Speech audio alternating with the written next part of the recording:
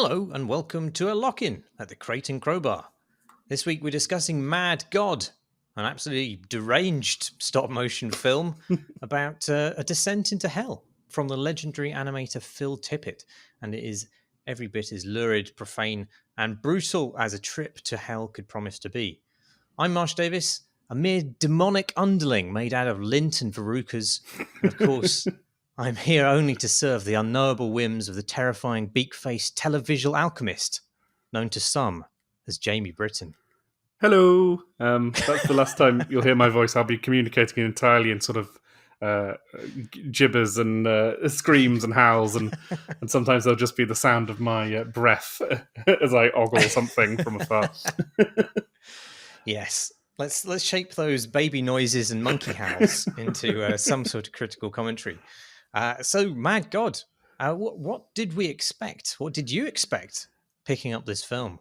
Yeah, so I'd again, our Discord had mentioned that it had come out, and I knew of it actually because I'd seen, I think, on Facebook a few years ago. You know, when it's like, you know, they have that sort of feed that will, occasionally stop showing you, horrible right wing news, and occasionally just show you something that you're genuinely interested in, and it showed like a kind of work in progress thing for this movie, and I think that was about 5 or 6 years ago, and it said there that he'd be making it for 25 odd years at that point, and it just looked incredible, and then I completely forgot about it until someone mentioned it in the Crate and Crowbar Discord a couple of days ago, and it had been released on Shudder, the sort of horror movie streaming platform. And so, yeah, I just immediately thought, I remember thinking, oh, wow, that looks amazing. So I mentioned it to you guys, and you wanted to get involved as well. Oh, yes. Couldn't be more in my wheelhouse, this, really. I'm a huge fan of the work of Hieronymus Bosch and the various Bruegels, all of which inspire these sorts of visions of hell with an eye to kind of grotesque detail. And the trailer for this immediately sold me on at least that. Did you get what you expected out of it? Because I think I got a little bit something different than I was expecting. Yes. It's such an intense movie that it's hard to quite quantify what I feel I did get out of it. I mean, I think I went in expecting something a little bit more oddball and a little bit more in line with, I don't know, I think I was sort of expecting a more like adult version of one of those Jim Henson movies from the 80s, like Labyrinth or The Dark Crystal or something like that. I think I was expecting a more whimsical attitude. And this film is in no way whimsical. It's deadly serious and deadly bleak, and it has a black heart and a sense of nihilism to it. I guess that came as a shock. Yes, likewise. I was expecting a little more.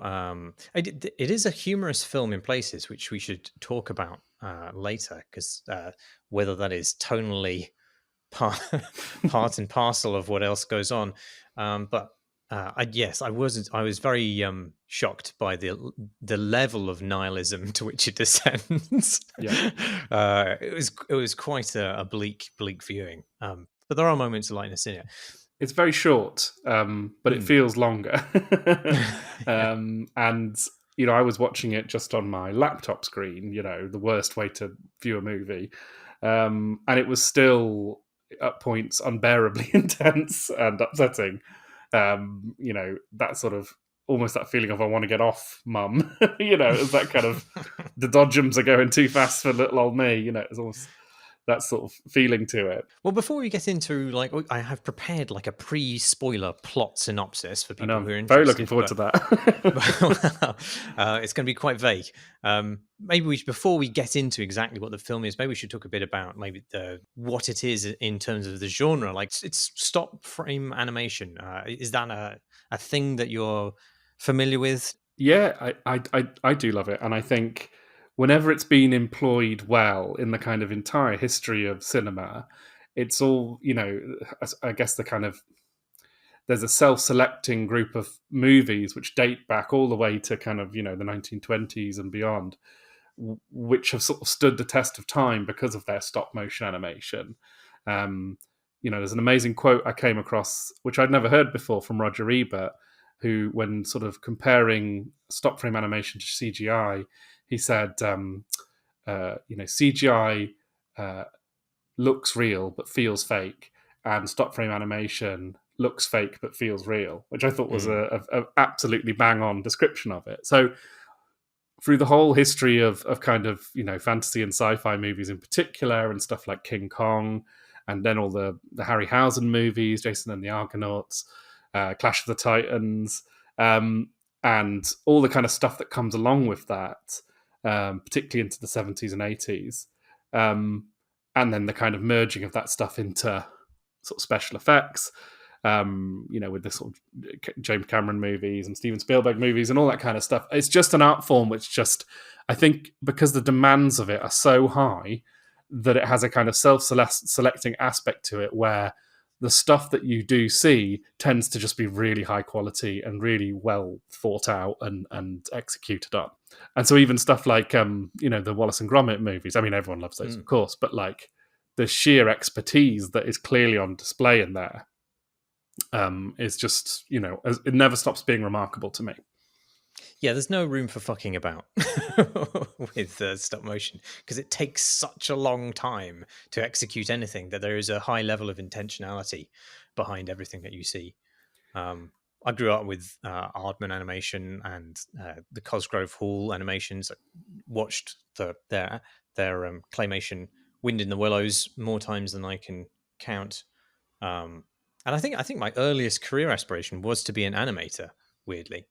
Did you make little stop motion movies on your camcorder at home? No, we didn't have anything of that kind, but I did make a lot of like plasticine and Play-Doh figurines and things like that I imagined, could be the kinds of things that you would animate. But I think I did do like one sort of art school course in animation where that was actually facilitated, but we just didn't have the technology to make my childish dreams come true. But then I did actually end up doing work experience at Shepperton Studios on a scene of physical special effects. So they were animating a sort of TARDIS-like thing for the Blackadder Christmas special, which was terrible in the end. But so I kind of have an innate love and history with stop motion animation. Yeah, I used to make little movies with my our family camcorder, but of course, there was no real way of editing in those days. So what I would do is I'd just turn the camera on and off really fast, and then move the figurine that I was trying to make a little animation out of, and then turn the camera on and off really fast, and it didn't work at all because the cameras aren't they're just not they weren't well made enough for that. My cousins, who are much younger than me, and my little sisters who are much younger than me, it's much easier now. There's apps and stuff that can make stop frame animation much easier. So I think that's nice, because it was so frustrating to kind of know the principle of it, because the principle of it is so simple. The principle of it and the idea behind it is so fundamental, and you can do it with the corner of a notebook, but it's so hard to execute on. I'm always put in mind of that great Fast Show sketch where the guy is just doing a kind of impression of all documentaries about stop frame animation, where he's just going and you just move them a tiny bit, And I think Paul White has absolute disgusted face at what's going on before him. So yeah, it's just something. It's just a field which is always really good. And actually, the first time I came on Creating Crowbar, me and Tom were talking about that show, The Shivering Truth, which is also stop frame animation and kind of pretty close to what we're talking about here. Actually, it's similarly a kind of body horror take on stop frame animation, which seems to be quite a draw for lots of people who get involved in this stuff. Right, yeah. There's the famed Pingu / Thing crossover. Have you seen that? No. It's the plot of Thing, but animated with the characters from Pingu. Oh my god, I've got to see that. I think it set the internet alight like 10 years ago or something like that. But it's very good. But yeah, very much. It seems like a medium that gives itself well to evisceration. Yeah, for some reason. And Pingu is just is his own kind of body horror show, isn't it? It's kind of completely deranged. Very brilliant. Were you familiar with Phil Tippett as a name? I mean, obviously, we've all seen his work in Star Wars and RoboCop and Tremors and Jurassic Park and Starship Troopers, amongst other things. But did you know that there was his hand particularly behind that work? No, actually, I think it's one of those weird things when you see, oh, he did all, it's like when you learn about Ben Burt, the sound designer, and you realize, oh, he did the sound design in all the movies where I've ever noticed the sound design, And similarly with Phil Tippett, it turns out that whenever you've watched a Hollywood movie basically since the 70s and you see some stop motion animation, it's him. He's a real master at it. And, he's an interesting guy. He's kind of got that kind of apocalyptic vibe to him now, like apocalyptic ex-hippie kind of thing going on. He's the guy who said to Steven Spielberg, when Steven Spielberg said to him, "You're out of a job," when they saw the CGI, and he said, "Don't you mean extinct?" which is the line that goes into the movie.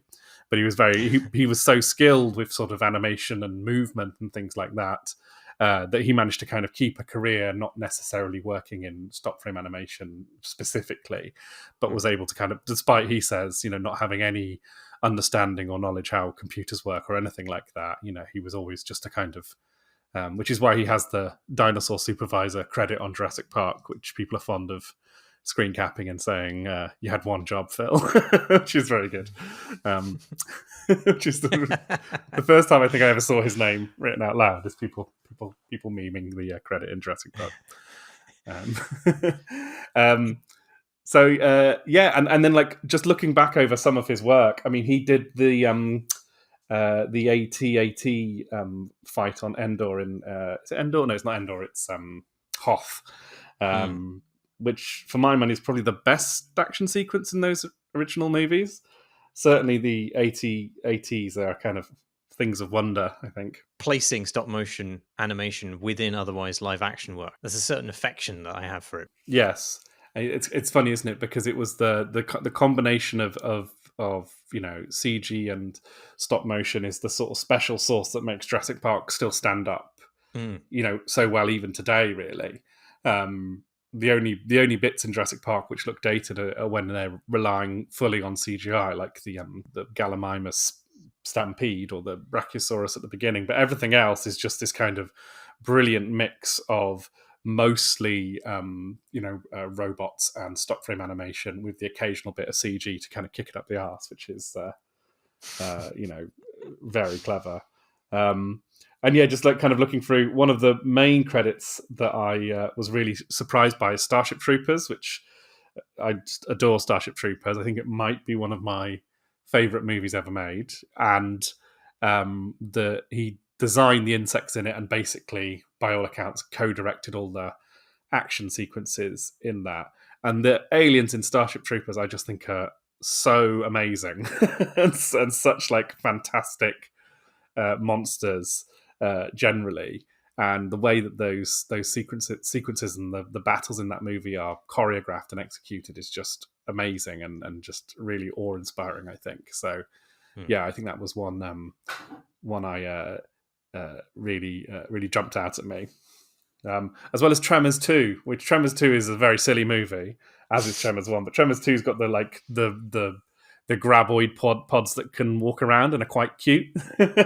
And he designed those, and they're a little miracle of animation as well, in a deeply silly movie. So yeah, it was really fun to go back and have a look at all these brilliant. And one other, which is the movie Virus, which is another deeply stupid movie about a bunch of people going on a boat for some reason, and then there's a storm, and then there's an AI.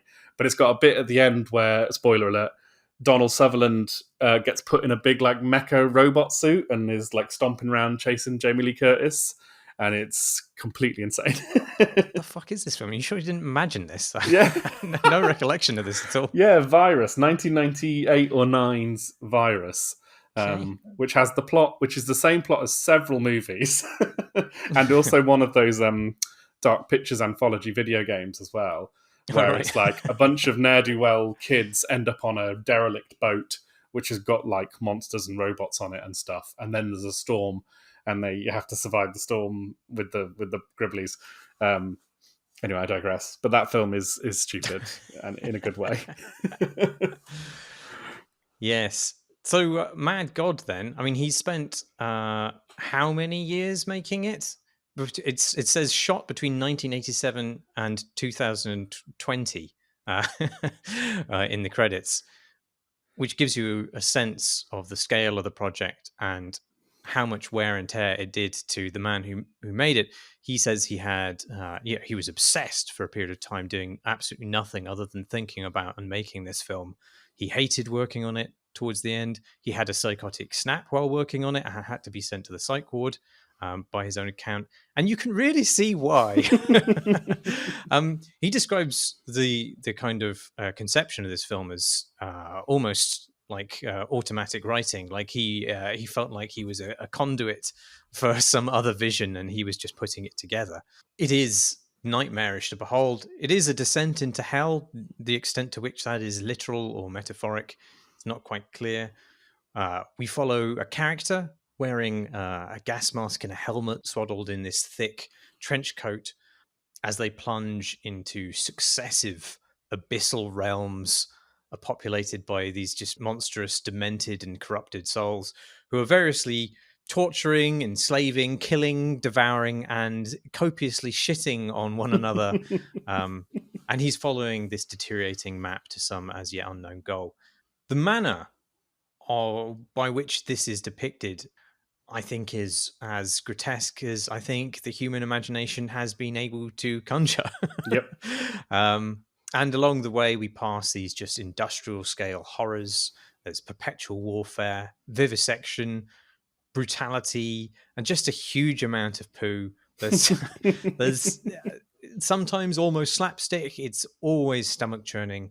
And where the plot ultimately goes is possibly less important than the saturation of grotesquerie with which it is presented. And what it means is definitely open to interpretation. I'm interested to get into that with you. And that vagueness is for both better and worse. However, I do not think that you could class this film as optimistic about the human condition or really reality in general. So there you go. That's my pre-spoiler plot synopsis. It's obviously influenced by, as I said, the paintings of Bosch and Bruegel. I mean, it's hard to say what exactly are influences because the duration with which this film was made is so long. But I'd probably throw Tarkovsky in there. The film Hard to Be a God, maybe, although that came out afterwards. Yes. So maybe Come and See, or other genuinely horrific war movies that present the conduct of war as being akin to a descent into hell, for sure. I wondered about like Bill Plimpton animations as well. I don't know who that is. You probably know his work to see it. It's kind of there's often sort of weird figurines kissing each other, and then their heads become sort of engorged and merged with each other, and it reminded me a bit of that as well. There's a lot of dollies and toys being repurposed in this in a way which made me think of Marwincol. I don't know if you've seen that. No. Again, which is it's an interesting film to compare it to, because obviously Marwincol was probably completely composed and published in the duration with which this film was being made, so it can't be an influence, but it is a sort of parallel obsession in that Marwincol is a documentary about a man who is obsessed with recreating large-scale World War I style conflict with dolls, and he has a huge collection of dolls and toys with which he creates the horrible charnel pit of war. Wow, that sounds awesome. Yeah, it's really interesting. I found it very moving. But and there's also that sort of surrealist stop frame animator from, is it Sweden? I don't know if I can pronounce his name, Jan Svanmika or something like that, who did the film Little Otic and Alice's Adventures in Wonderland, or it's that guy. Yeah, Alice. Yeah. Alice, yeah. Who I think actually Phil Tippett is one of the people I saw him mention as a direct influence on him. And you can see why the kind of grotesquerie of imitation in sort of puppet forms and model forms being, a kind of obsession for him as well. Well, should we climb into our soon-to-be shit-coated diving bell and plunge past the spoiler threshold Let's into the actual text of the film itself? let's do it. The film opens with just this absolutely demented text screed, the voice of the mad god itself, perhaps pledging to destroy everything you hold dear. It says, "I will lay your cities in ruin and make your sanctuaries desolate, and I will not savor your pleasing odors." And I don't think there's much in the way of pleasing odors in this film. But and of course, the twist is that this is actually a biblical quote Yeah. from Leviticus, because the text comes up and you think, well, this film's already batshit, and then you realize, oh, it's in the Bible, okay. And I think that sets us up. I don't know whether you agree with this. I'm not sure that there was actually that much connect between that text and the rest of the film, other than the fact that it is kind of deranged. Yes, I thought it sort of it suggested the attitude the film was going to take towards existence, but nothing more specific than that, really. Pretty soon after that, we are introduced to the sort of World War One era trench coat wearing character. He's referred to in the cast as the assassin, but we aren't given any kind of clue as to his name or purpose when we watch it. And I think that's kind of important, because there is a sort of point at which your understanding of who he is and what their objective is. I keep on gendering him. That's perhaps a mistake, as we'll come to later. But climbs into a diving bell, past a bunch of flak cannons trying to blow him out of the sky. It descends and descends and descends. But I think it's key that, like, they never really reach a bottom. Like, hell just keeps on going and going and going until the entire thing starts over again. Do you have any opinions on the meaning of the crumbling map? I mean, in fact, do you have an opinion on to what extent this film has symbolic meaning, or to what extent it is just a sensory experience? Yeah, I think it is mostly a sensory experience.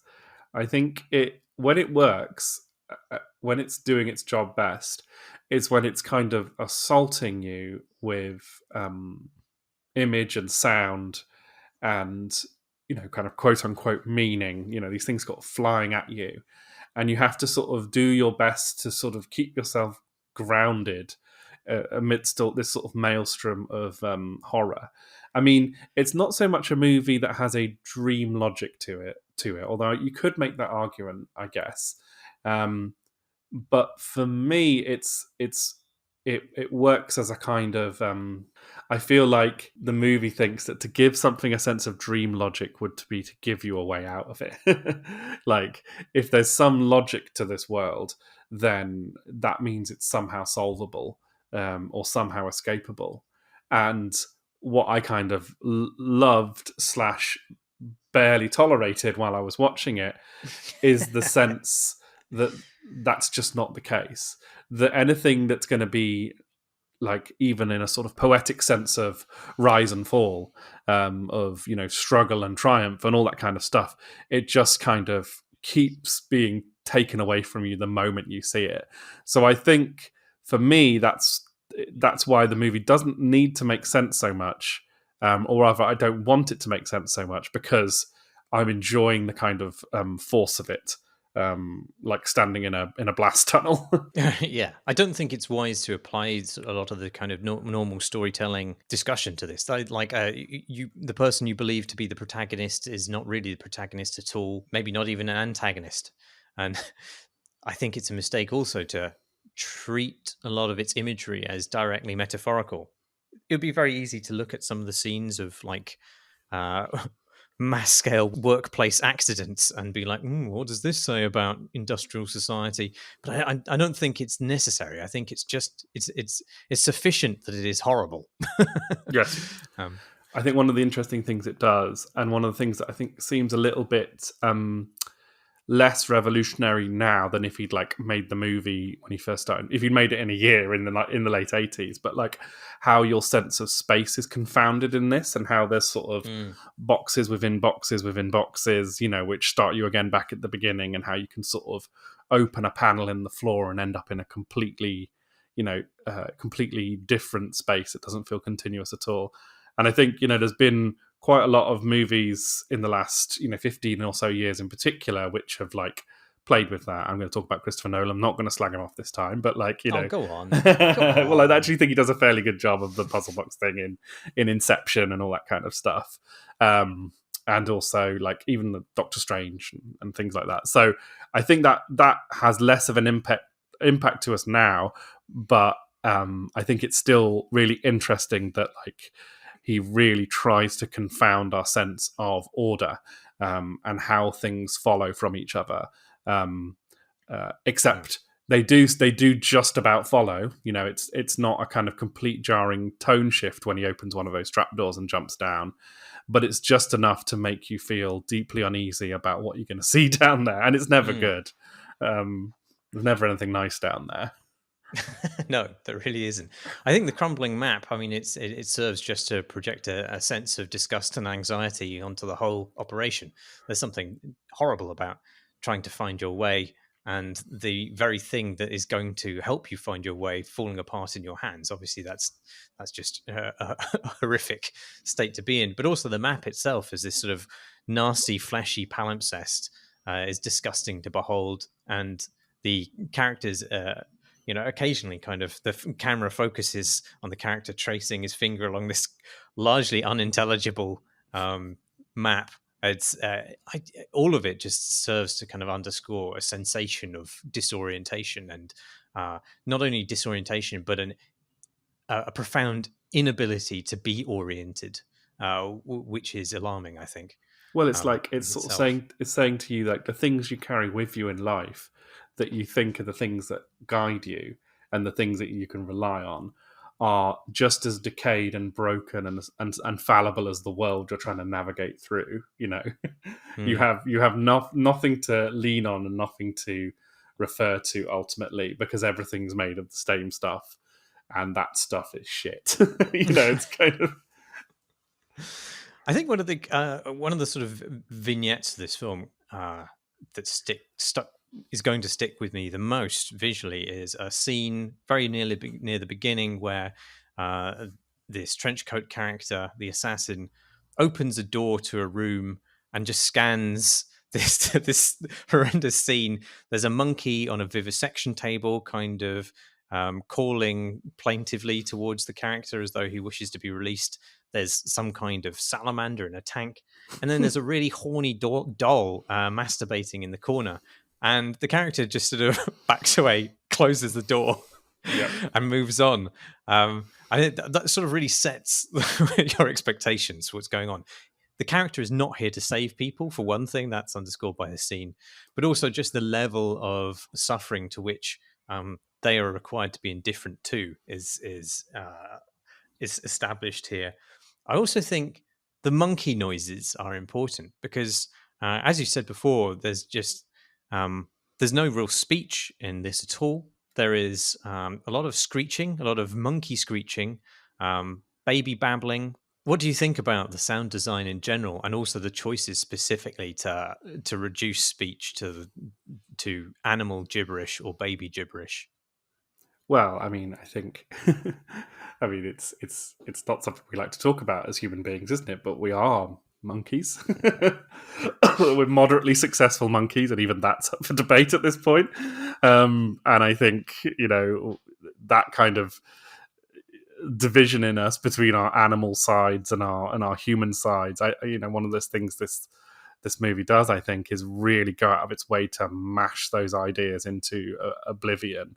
The only kind of sympathetic emotions we see in this movie are those experienced by the tortured. We feel sorry for them, for the tortured animals of this world, and the people who are torturing them are often just about as animalistic as often they're monsters, or they're people with kind of monsters that are half their bodies and stuff like that. So I think it's sort of trying to again obliterate your sense of separation from the things that frighten you. I think generally the sound design in this movie is incredible, absolutely incredible, and I think it does a huge amount of work.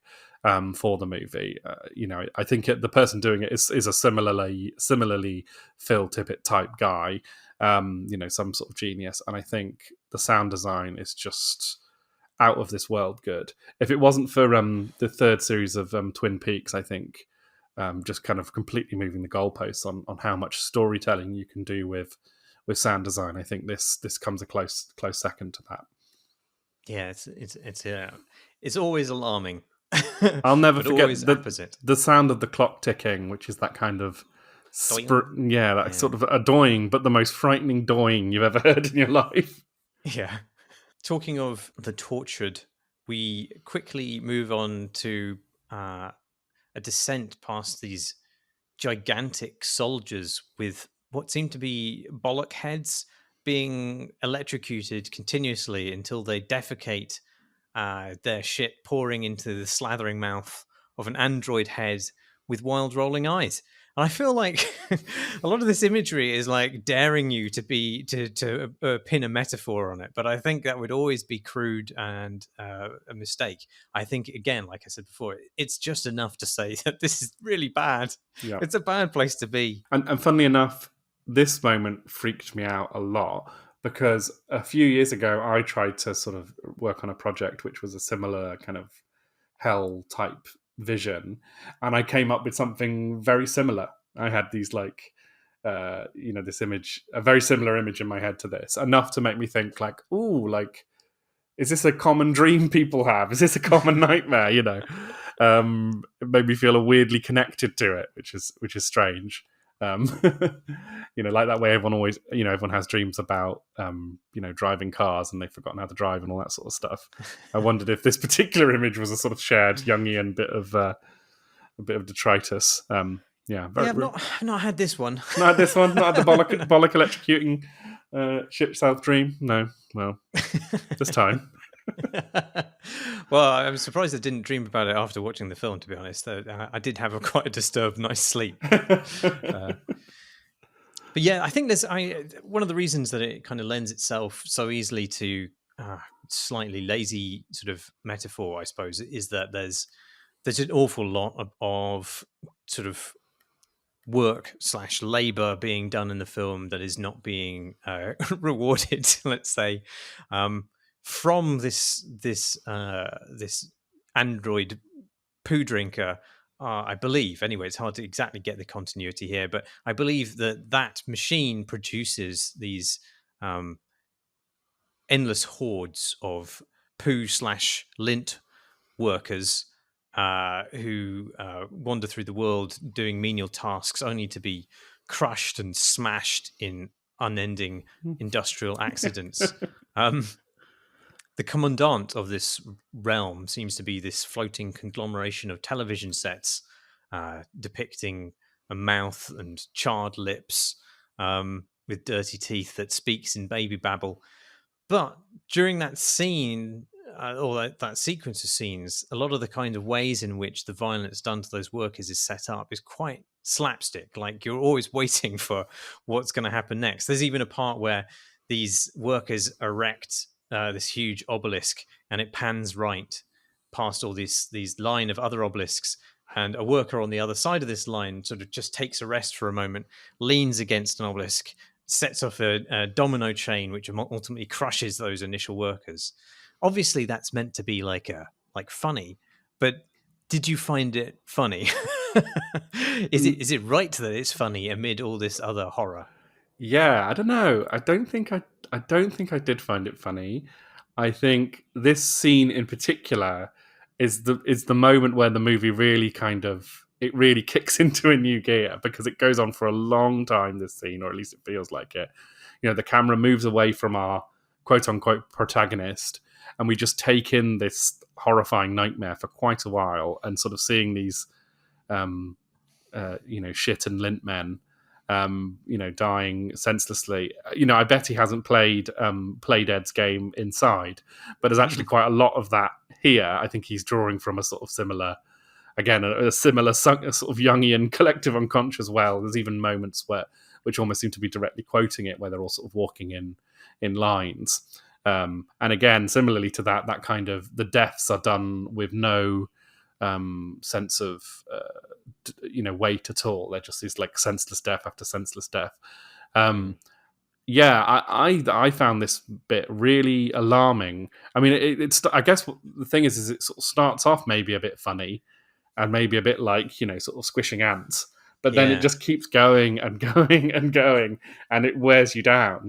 Yeah, yeah, and I think almost the slapstick nature of some of those deaths actually ultimately help make the thing more serious and horrific by the end of it, because there is just a grating insolence to the humor by the end of this sequence of just absolute carnage.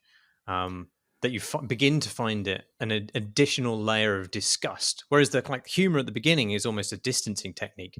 By the end of it, it feels in such kind of horrible taste that it actually adds to the horror in a Yes. weird way.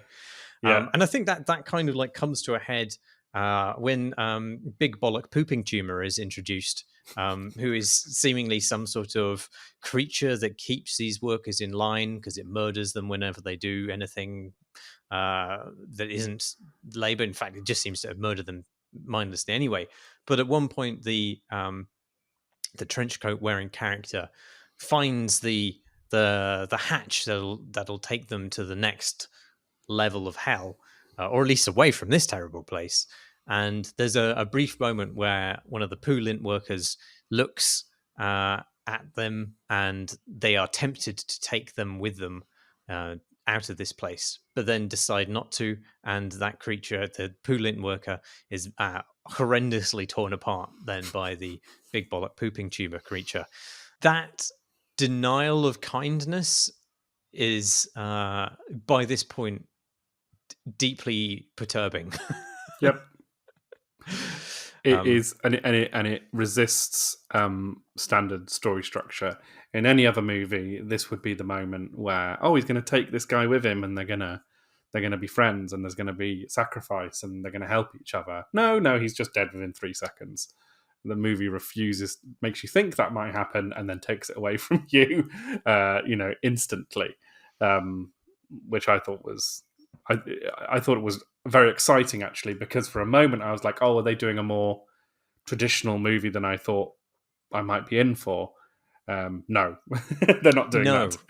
Well, I mean, if you had any kind of expectation of a hero arc, then that is quickly you're quickly disabused of that by the following scenes, in which the would-be hero locates a massive pile of suitcases. And it's at this point that I noticed, perhaps for the first time, or really understood, that the hero is also carrying a suitcase, which they open to reveal a large amount of dynamite and a timer.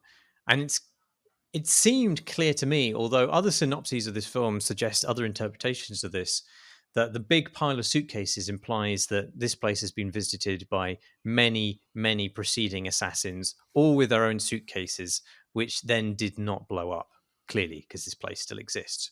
And the character places the suitcase, primes the detonator, and then is almost immediately attacked and dragged off by a horrendous creature, to be torn apart and dissected, whilst the bomb itself ticks down to 0, but then never quite hit 0. In just a perverse denial of both your expectations of the film and also the intent of that character. It was at that point that I knew we were really off piste. Yeah. If everything else up until this point had not told me that, then I was certain at this point that we were in for something quite different. Yes, it almost has a kind of funny games kind of moment to it. The moment with the remote control in funny games, where it's just waggling its finger at you and sort of going, "No, you don't get anything that easily here. In fact, you don't get anything at all." And that's a very frightening place for a movie to put you in, because they almost never do it. And they also almost never do it at this point in a movie. Sort of, this is kind of end of Act 1, but it gives you a sort of an end to this character, or an end to this moment in the movie, that couldn't feel more hopeless and empty.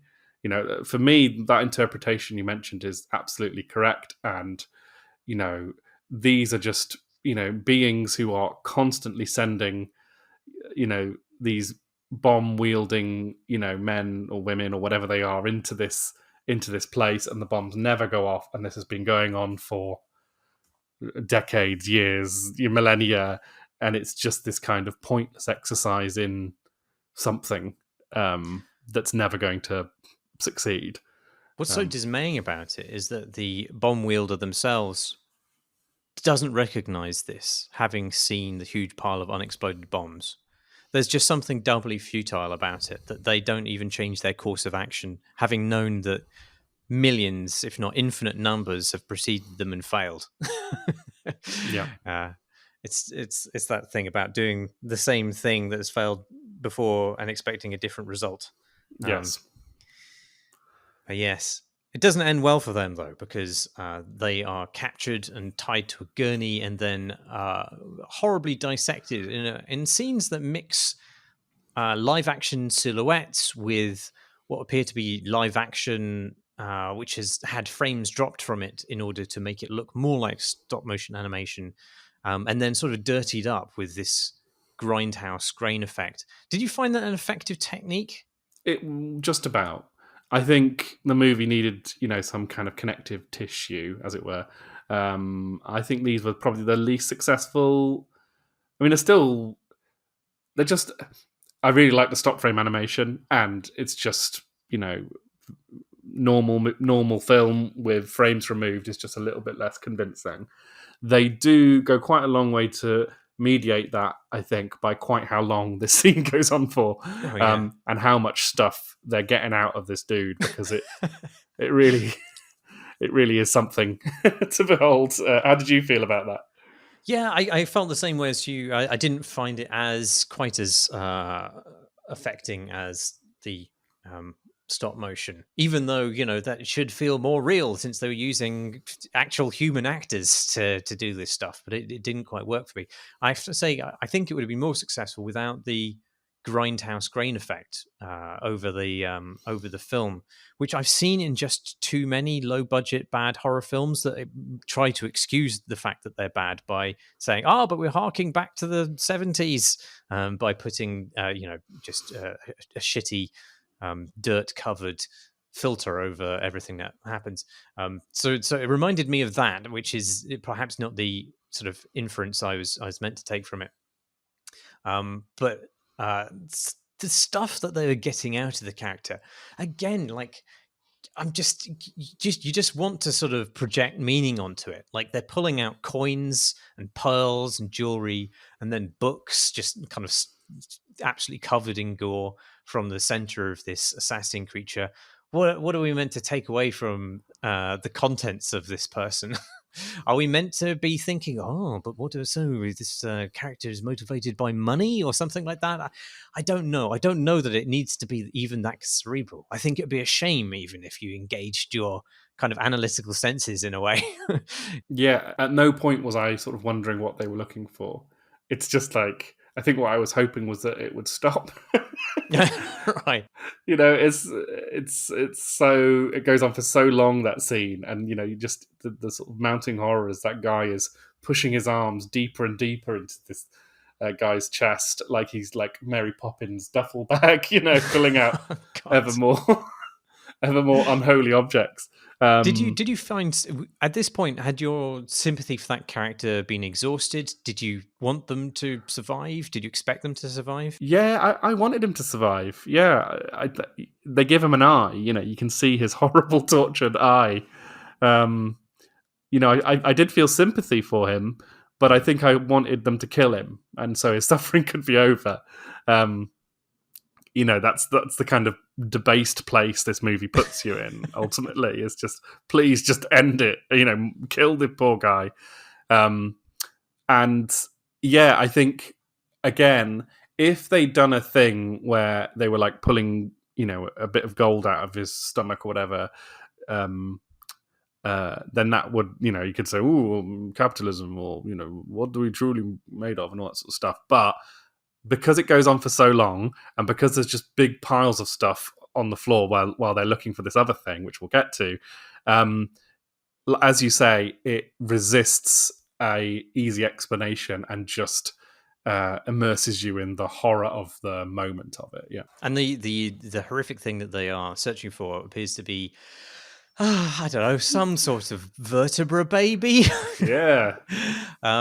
It's that has a little arc of its own, but maybe it's important before we talk about what happens to that tragic creature. In terms of like the structure or the lack of the film, what happens next seems to be quite key because it's quite baffling. The surgeon drills just horrendously into the brain of the hero and plugs them in. I said hero, sorry, into the character, and plugs their brain into a television set, and we begin to see something projected on that television set, and it seemed to merge into that reality.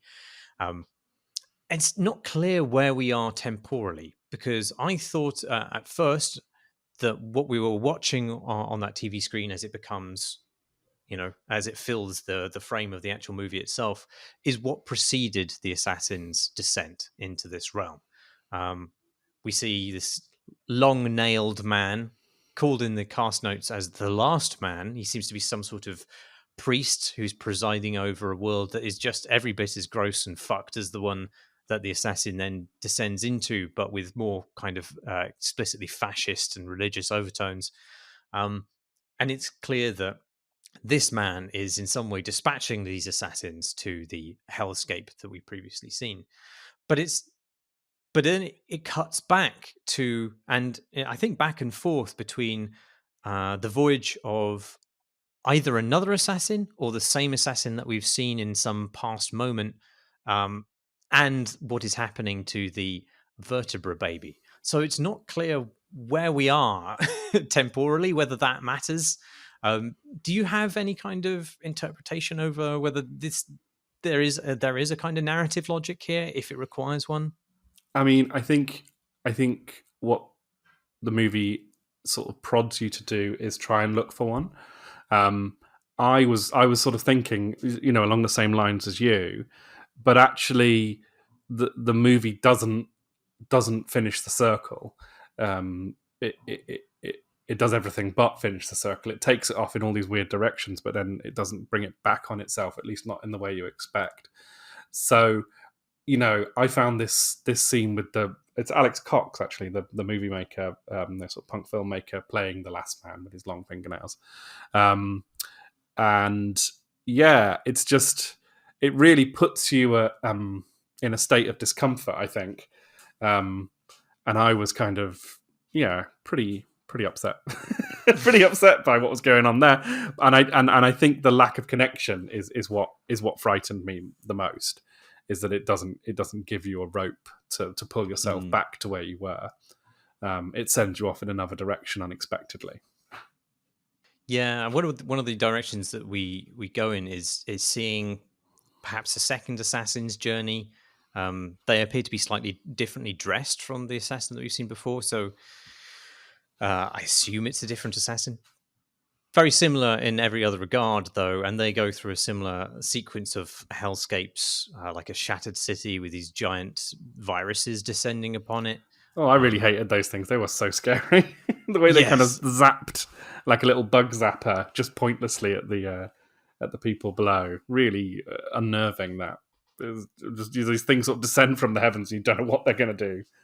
And then they do that. It's horrible. I say this journey, however, did have the one moment in the film where I genuinely found it funny without it being necessarily troubling in the way that the other scenes of violence are funny, which is that this new assassin, having been through as many horrors as the other one by this point, driving across this nuclear blasted landscape and bothers to stop at a crossroads before slowly moving on again. It's just like, yeah, I probably wouldn't observe the road laws in that environment. You're good, mate. Yeah, you're all right. I love that kind of tank battle sequence that occurs around here as well. It's like really quite like visceral and thrilling. It just sort of comes out of nowhere that this this sort of World War II, tank combat thing that he's kind of moving through. And I just love how strangely weighted the movie is. It's so asymmetrical in how it pitches itself, that like you're being taken through a world which your Dante's version of hell. It is structured by its very nature, and it has a sense of proceeding through the various rings to get to the center. Whereas here, they confound your sense of physical space and also temporal space, but also of kind of plot logic space, in terms of how they weight things. And there's this conflict that kind of doesn't seem to be connected to anything we've seen before, or is possibly absolutely connected. And I love that. Yeah. Well, it feels almost like it's the spirit of war itself just playing out in perpetuity in this landscape. Like there doesn't in this place there aren't any humanoid perpetrators. It is just these kind of tanks destroying each other endlessly, whilst giant mushroom clouds plume all over the place. You do see the shadows of the dead burnt onto walls, which I thought was particularly chilling. But you don't see any actual people there. There's just something about it which seems to suggest that war itself is some sort of eternal landscape. Eventually, this new character finds themselves at the brink of a square pit, a bit like a step well or a quarry, and they drive this vehicle that they found down and around it, which actually was the point which gave me the most anxiety in the film, because the car has to navigate quite tight turns. Yeah. Which for some reason was scarier than anything else. But I think I'm right in saying that's basically, as you see that character descend further into darkness, that's the last we see of them, and the story fully then returns to the plight of the baby and what unfolds from there. So that once the baby's been extracted, it's given to a nurse who then gives it to this floating plague doctor thing with massive hands. That thing was very scary. Yes, deeply unsettling. Again, unsettling is to know what role they have within this world, if there is any sort of hierarchy whatsoever. Certainly, certain things about the environment seem to obey them. But it'd be hard to say that they are in any way in charge, even though other creatures seem to serve them. Yes, they did seem to have a kind of sort of dignified, or not dignified, but like diplomatic immunity kind of vibe to them, didn't they? Like, this person exists as I say person again, is not quite what he was, but this being exists slightly outside of the rules of the place we're in, and is to be treated with respect. Which is unnerving to see, because no one's treated anyone with any respect so far in this world. He seems to be served by some sort of gibbering tumor goblin. Yep, tumor goblin. I mean, it's funny because the being's walk through this world is the most of the rest of the movie. It takes a long time to kind of go, and then we cut into the tumor goblin's various activities. I was very disoriented by this, because it seems to be building. I mean, it's just this new, just a new set of characters with new unknown objectives, and it takes a long time to reveal exactly what they're even attempting to do or how those things would achieve it. You're just left disoriented for a long period of time, having had the previous focuses of your attention as the audience killed and then just duplicated and then disappeared. Our protagonist has just abandoned us now, and we won't be seeing him again, which is very strange. But there are moments of beauty, weirdly, in this sequence. There's a sort of glittering cave where there's minotaurs, which seems quite beautiful. There's a sort of fungal biodome, which is very colourful. That moment is that. We should unpick that moment a little bit, because he's got these little pets, sort of, and they're like the only things in the movie that you might describe as cute.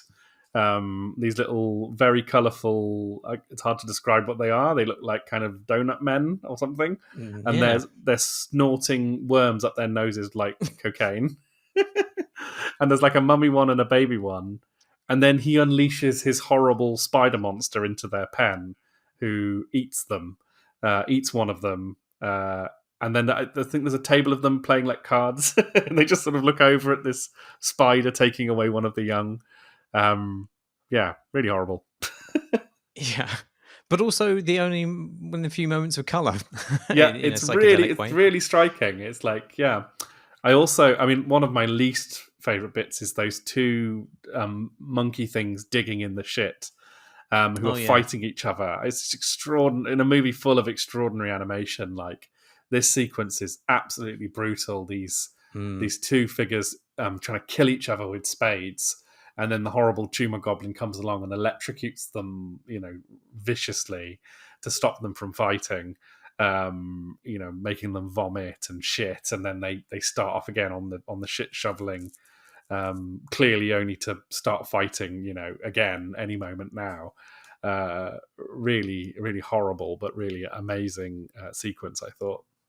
Yeah, there's again just a sense of futility to it, that they're always going to be fighting. There's just, because it ends with one of them just poking the other in the eye, and then it cuts away. It's just like, well, know where this is going to go.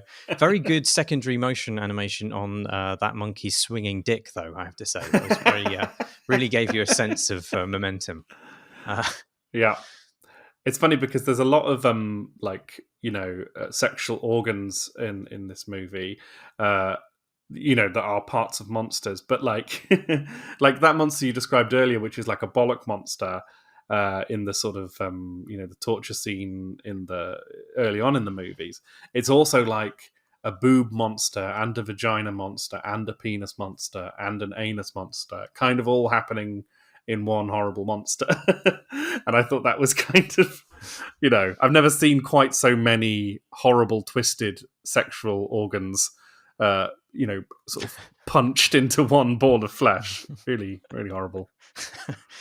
More distressing than that, actually, was a scene with the plague doctor's just floating along, carrying this baby through some sort of underworld. And from behind a pillar, this sort of half-melted, deserted baby starts kind of crawling after it, calling it mama, but is ultimately sort of pinned in place by its tendril-like umbilical cords. I found, in a movie of many distressing scenes, I found that to be the most distressing, I think. Yep. Pretty horrendous, which is saying something, because in a subsequent scene, the sort of vertebra baby is crushed into goop. Yeah. And yet the other thing was somehow worse. I don't know quite why. Well, also that the long sequence of the plague doctor moving through the world, and the baby's crying, goes throughout, and it's one of the few or the most notable unaffected vocal performances, as it were, in the movie. It's just a baby crying. It sounds like a human baby crying. And it cries throughout the entire sequence of him delivering the baby to the tumor goblin, who I think in the Wikipedia page, which is not necessarily accurate, is called the Alchemist, which sort of makes sense as to what's about to happen in a funny kind of way. Yes, it's a very perplexing sequence of events, because alchemy is obviously unknowable to us, and so the sort of mechanism by which the effect is produced isn't something we can glean in advance. So it just seems like a large number of non sequiturs being piled on top of each other, with his goblin assistant sort of cleaning up this clock room. Then he looks through this telescope at a naked lady, and then there's a nuclear explosion. Don't really know how to interpret that. But eventually this builds to the baby being crushed, then this liquid being poured into a brick, then that brick being fired and cooled, then ground into glitter, which is then tossed into a furnace, which seemingly causes a big bang, like the celestial explosion, which restarts the entire universe. During that sequence, we see the plants forming, There's a UFO flies by. Yep. Obelisks sort of like fly out of the screen to spank into planets in a way which I assume directly recalls 2001. And there's a sort of beyond the infinite moment, but it's kind of like oily and organic. There's a baby in the bubbles, which is a famous scene also from 2001. And then suddenly you get cityscapes and there's, the evolution of man. But as soon as civilization arrives, it almost instantly descends into discontent and anarchy. There are suitcase bombs and then war and death. And then we end up in the same sort of hellish landscape that the film began in. With a black hole with obelisks spinning out from it. It seems to be suggesting that evolution always ends the same way each time in this sort of squalor, war, and hell, which is, not an uplifting moment, really. No, the movie, as it ends, really kind of dumps you on the curb. It's, I read a couple of reviews, and some people felt a little bit dissatisfied by the ending because it's so, as you say, it's completely impossible to really understand what's happening at all, even on a kind of symbolic or poetic level. It just doesn't really, make sense in any of the ways that we're used to, apart from the idea, as you say, that suggesting that like vice and failure is just so fundamental to existence that this is just the the absolute truth of everything about this world is this sense of failure and destruction and death and murder and violence. And it's a conclusion that movies tend not to get to, because it's too brutal to really conceive of. So it's a hard one. The movie refuses to give you a shimmer of hope or of light. And I mean, for me, that's kind of thrilling, I think. If you ever heard that album that came out a couple of years ago by the band Low, who had, the Low had made their names doing kind of, quiet core, lovely harmonies, kind of slightly gothy American indie music.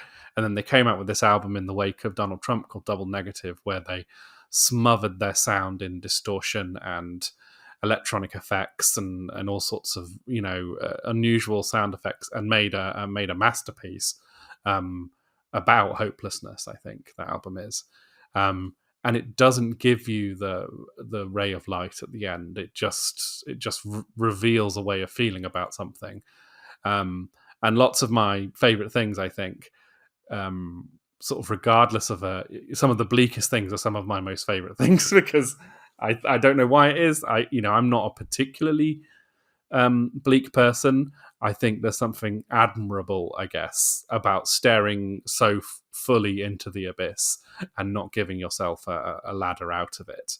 Not only does it not offer you a ray of light, but there is a certain jauntiness in the very final moments of this film, which I think is more of a sort of fuck you to anybody expecting some sort of relief. A new bomb timer appears to, or maybe just a clock, clicks towards 0, and then when it hits 0, a cuckoo pops out. And then the credits proceed with sort of jaunty gamelan music over them. That's an unusual choice, that. And that's it. That's the whole lot. I mean, it's I'm probably never going to watch it again, but I'm glad that I did endure it. I think it does resist interpretation for good reason. I think it is more about the experience and the feeling and the sensation of watching it than it is about any kind of specific meaning. I think you would reduce it if you tried to apply metaphor to it in a crude way. Yeah, and I think it's sort of just as a piece of it, it's almost a shame that it's such a brutally difficult watch, because as a piece of tactile artistic technique and creativity, it's just off the charts. There's just never been anything like it. A vision of hell made out of clay, bits of in someone's garage, basically. Just the feat of it is just extraordinary. I can't really think of anything that compares to it, in this sort of world. Hmm. A lot of these, things that are, something like Coraline, which is Coraline, which is a good movie and a good use of stop frame animation and all that kind of stuff. But those are made by massive teams of people, and huge studios with lots of money behind them, and this just being the crazy work of one guy is just it really it's additive to it.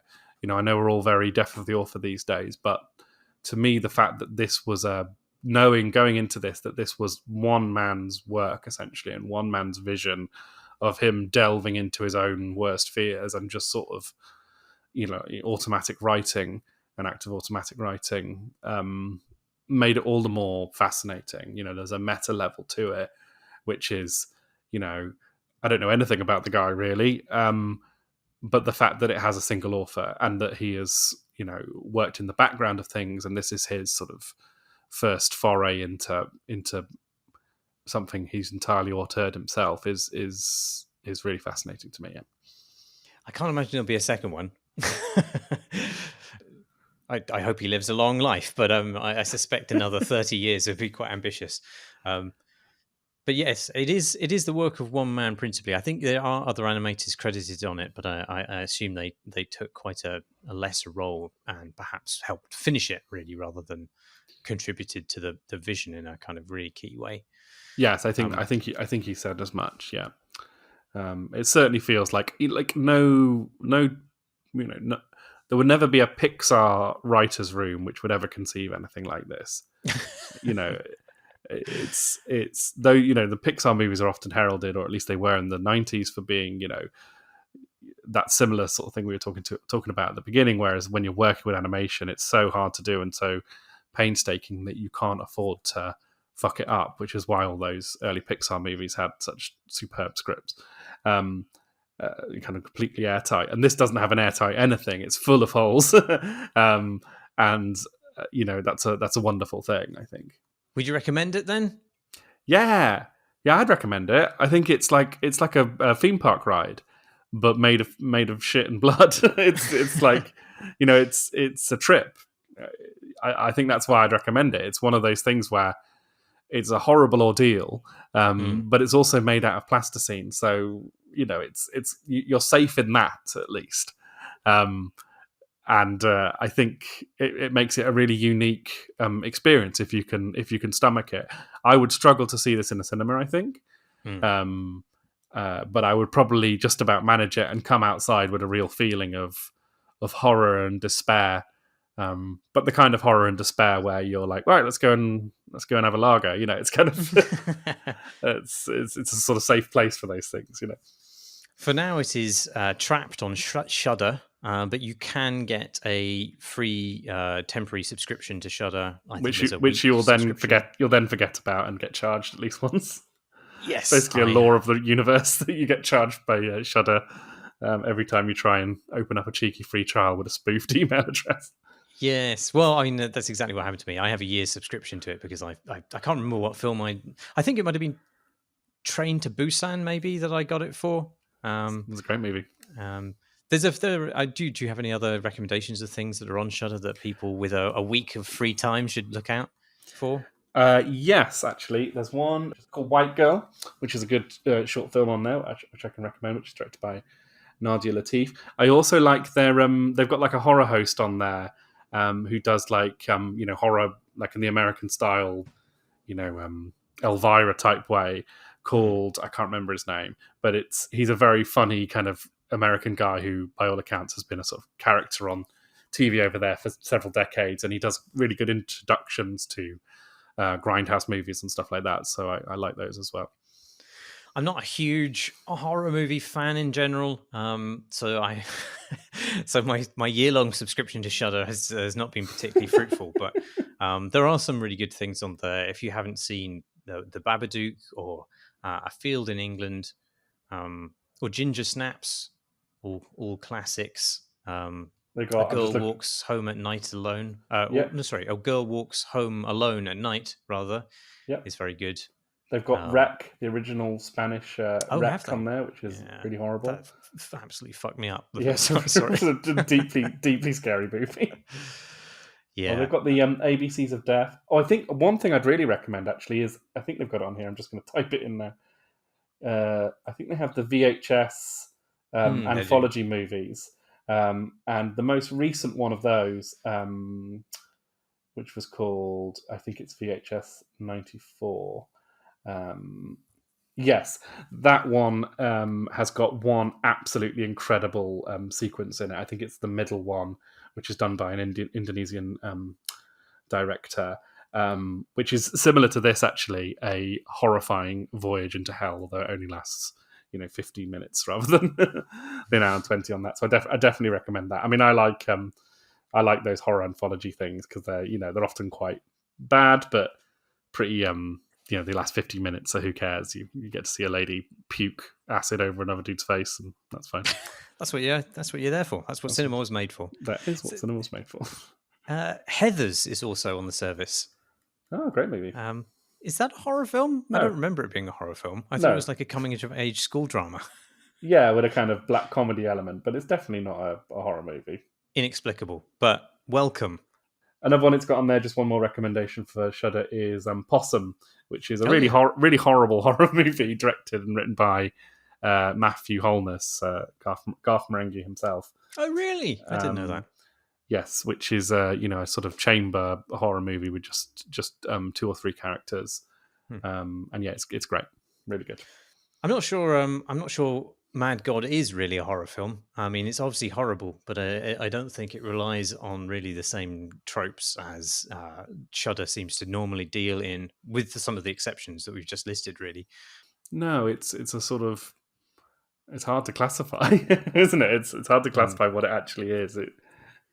It's sort of, you want to call it a sort of art movie, an art house movie, but it's far more visceral than that sort of suggests. It's not like Matthew Barney's Cremaster cycle, where it's like there's it's 12 hours long and there's lots of tedious bits you can't be bothered with. It's got a whole other thing going on there.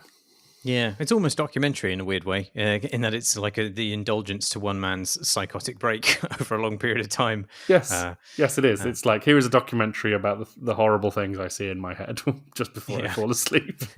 And now we too shall fall asleep, I suspect. Yep. If you'd like to tweet us, you can do that at Crate and Crowbar.